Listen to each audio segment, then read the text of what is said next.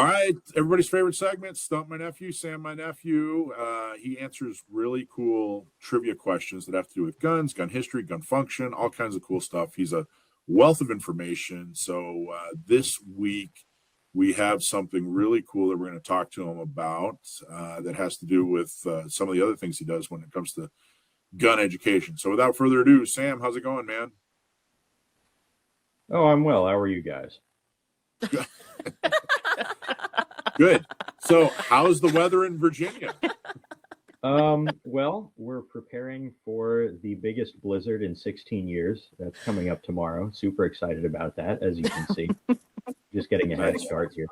I had not looked at the screen, so I was not prepared to see that. Oh my gosh. That's you're an actual FUD at this point. Yeah. If you if 7 + 1 rounds of 45 ACP, well, really 7 because you carry without one in the chamber. If 7 rounds of 45 ACP aren't enough, then that problem can't be solved.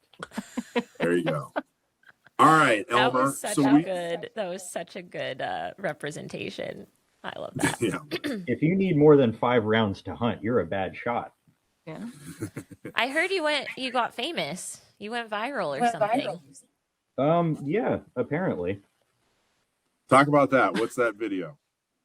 Well, as regular listeners might know, I'm a freelance writer and editor, and one of my clients is Leatherneck Magazine, the magazine of the Marines. I did a series of little 2-page spreads in addition to my other contract work for them for their Marine Corps 250th anniversary year edition of the magazine about historic long arms that the Marine Corps used throughout its history. And as accompaniment to that, they had me put together sort of impromptu these little short videos going over some of the salient features of those weapons. And where were you? You were at the... I was in the offsite vault for the Marine Corps Museum. It's in an undisclosed location. It's not accessible to the public. You need to be a researcher or other professional by appointment to get in there. But it's a really cool site, and I always enjoy going in there because they have these library stacks of hundreds upon hundreds of a huge variety of historic small arms, ranging from your common stuff like AKs, M16s in every variation, service handguns from U.S. military history, all the way to weird off-the-wall prototype stuff and really old, like Revolutionary War muskets, things like that you hardly ever see. There you go. The only place in the entire Marine Corps where you will see small arms. So without further ado, 1.4 million views right now. Let's show your video. This is an M1903 Springfield. Marines carried rifles just like this one before World War I, in World War I, and through the interwar period, actually up through 1942. In fact, this specific example was carried by a Marine raider on Guadalcanal. The M1903 is pretty much just like a Mauser. It's a bolt-action repeating rifle feeding from a 5-round internal box magazine loaded with stripper clips. On the back of the bolt, you have the safety. That's the fire position as indicated by ready. The middle position is safe. And the third position locks the bolt in case a Marine needs to go through rough conditions, crawl across no man's land, whatever the case may be. The bolt will not open inadvertently in that position. This is a magazine cutoff. This was a feature specifically requested by top military generals early in the 20th century who expected that whatever soldier or Marine was carrying this rifle would single load it with loose rounds until the time came when his position was being assaulted or when he needed to assault an enemy position, at which point he would disable the magazine cutoff, this position here, and have 5 rounds ready to go. On the on position, The magazine is disabled. You can only single load this rifle. The rear sight is graduated out to a rather optimistic 2,700 yards. The effective range of this rifle would have been less than 1,000 yards. Toward the muzzle end of the barrel, you have a stacking swivel, a bayonet lug, and a hooded front sight post. This prevents the front sight from being damaged in rough conditions, which rifles like this very often encountered. As I said, the Marine Corps used these for decades and even marched off to World War II with them.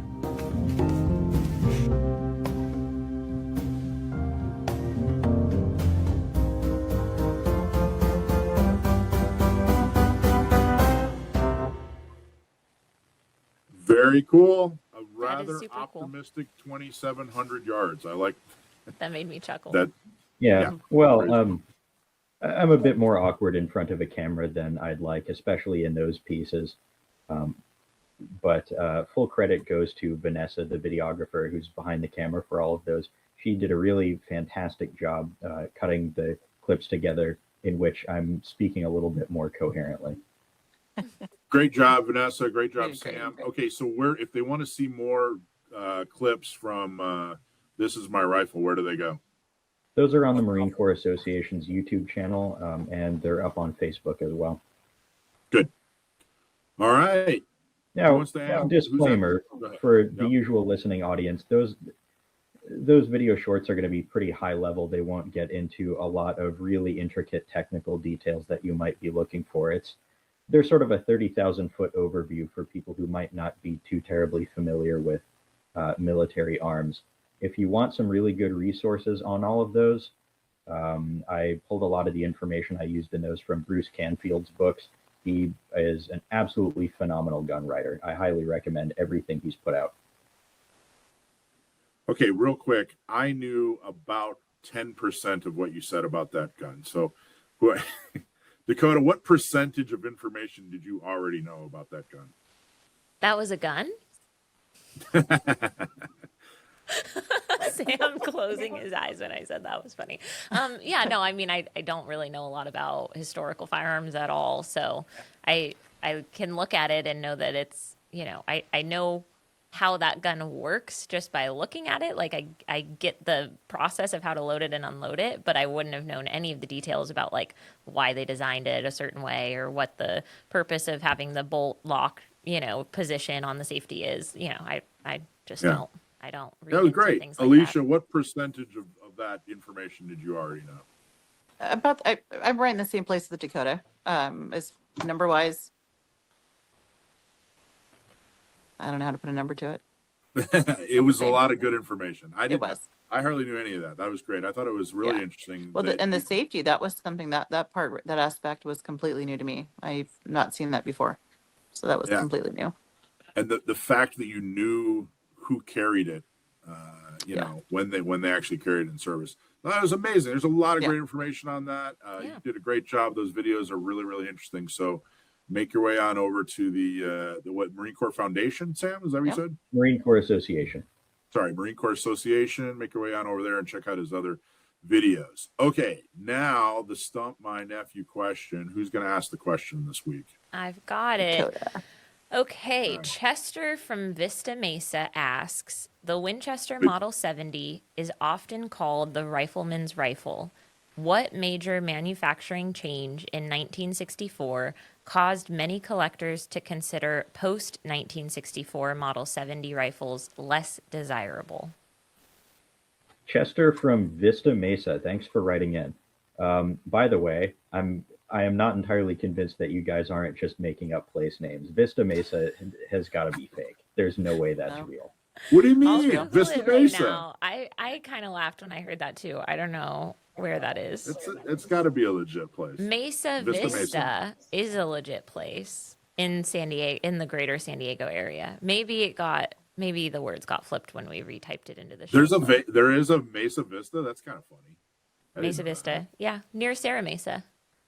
Because it means the same thing. A Mesa and a Vista are basically the same thing, right? Is that why that's funny? I don't know. Okay. Chester, whoever you are, wherever you're from or not from, what changes were made to the Winchester Model 70 in 1964? The big one is that they switched from a controlled feed mechanism to a push feed mechanism. And that sounds very complicated and technical, but what that means is that in a Pre-64 Model 70, the bolt has positive control over that round from the time it's stripped out of the top of the magazine to the time the empty casing is ejected.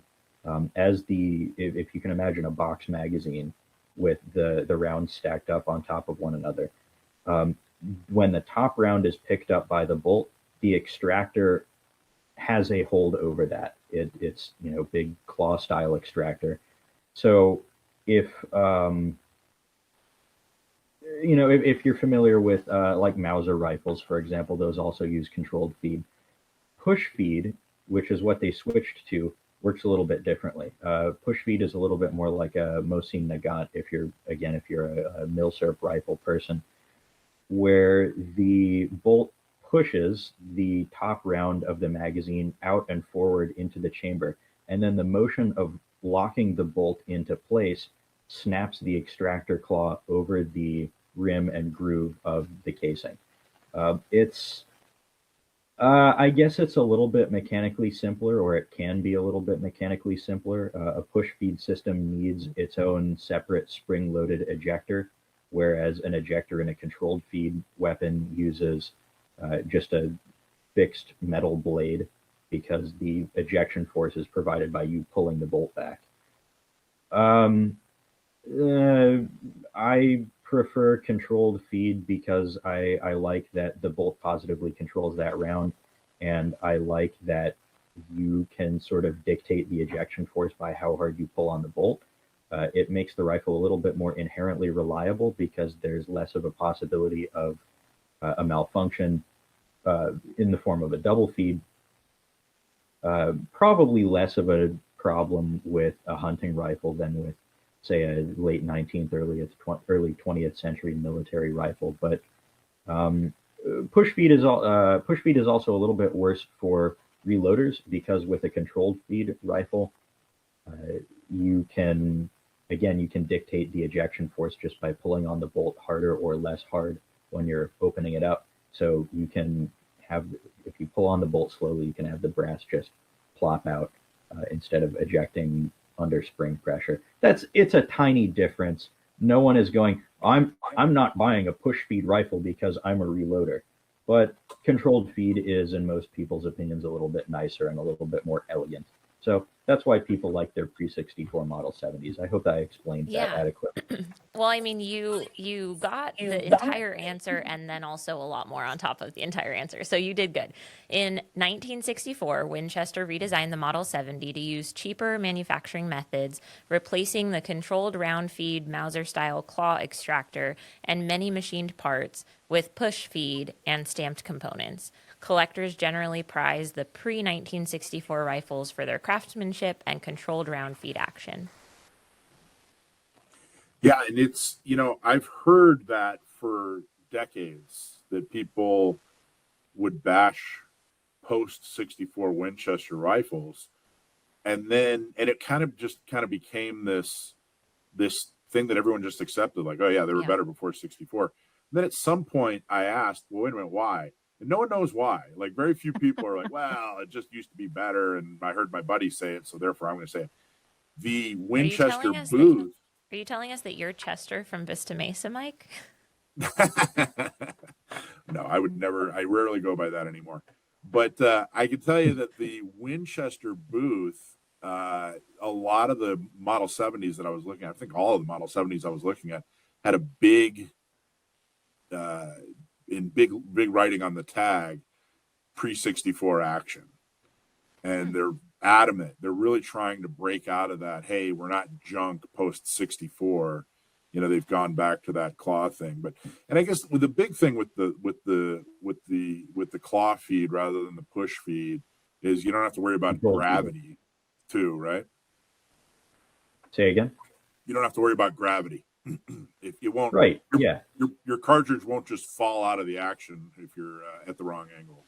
Yeah, in a push feed action, in between the time the round is stripped from the top of the magazine and the time that the bolt finishes locking, or I should say you, the shooter, finish locking the bolt, the top round is just hanging out there in the receiver. It's loose. There's nothing positively holding on to it. It's sitting in the receiver by itself. In a controlled feed action, again, the extractor is controlling it the whole time. There you go. So Congratulations. Sure. You got it right. Or again, if you're fighting in World War One, but nowadays, if you're a hunter and you are firing from some odd angle, maybe bracing yourself against a tree or lying on your side or something like that, then I suppose push feed could actually present a problem. It's just a quirk of the firearm you have to work around.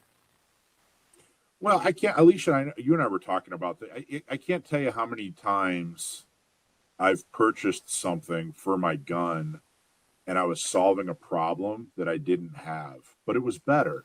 You know, oh, this is better, but I'm not having a problem with that, but this is better, so I'm going to buy it. So I get it. I get why people want better, even if it doesn't actually affect your performance. So anyway, great job, Sam. Awesome as always. There you go. So check him out on his other segments where he talks about gun history. Go to the Marine Corps Foundation Association. Association. I'm sorry, I keep screwing that up. Marine Corps Association. Check them out, and great job, Sam. And stay warm, man. Thank you, and thanks for having me on. Hey, thanks for watching Gun Owners Radio. I hope you loved that clip. Don't forget to like, subscribe, comment, and follow us on social media. And check out our website at gunownersradio.com.